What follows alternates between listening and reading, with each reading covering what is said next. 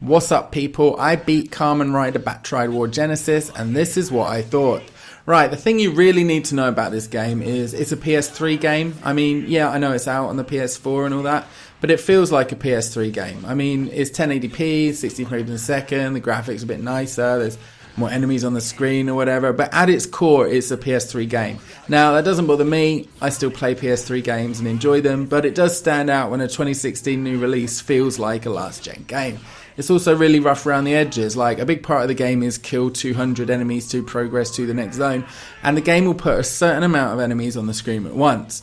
When you clear one lot of enemies, a new lot spawn in, but there's no animation, no falling from the sky, no warping with a flash of light. They're just not there one frame, and they're there the next. It's really distracting at first. I mean, you eventually get used to it, but even Dynasty Warriors 2 on PS2 didn't spawn shit right in front of you. But if you can turn a blind eye to shit like that, it's actually a really fun game to play. You have dozens of characters.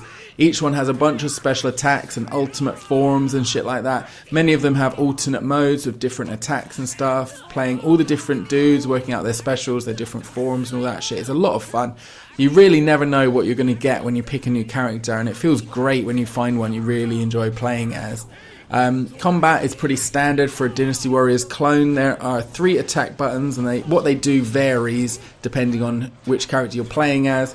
Some bosses seem to have way too much health, but later on you realise that's actually just your characters are under leveled when you're fighting them, and they're actually not that bad when you level up a bit. The best memory I have of the game is when the game just throws you into a 70s themed level with the original Kamen Rider. It's a change of pace and really welcome at that point in the game. While the original Kamen Rider doesn't have the insane attacks that the later Kamen Riders have, he does have a cool neckerchief and do wrestling moves, so that's all you need really.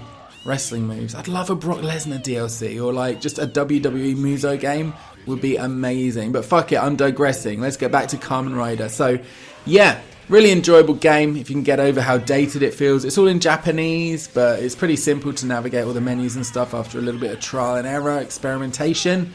And the gameplay is simple enough, you can figure out how to play pretty quickly. Plus you can play as a samurai who uses a pineapple on a chain as a weapon. There's literally no other game out there that lets you do that. So yeah, that's all I wanted to say about that really. So till next time.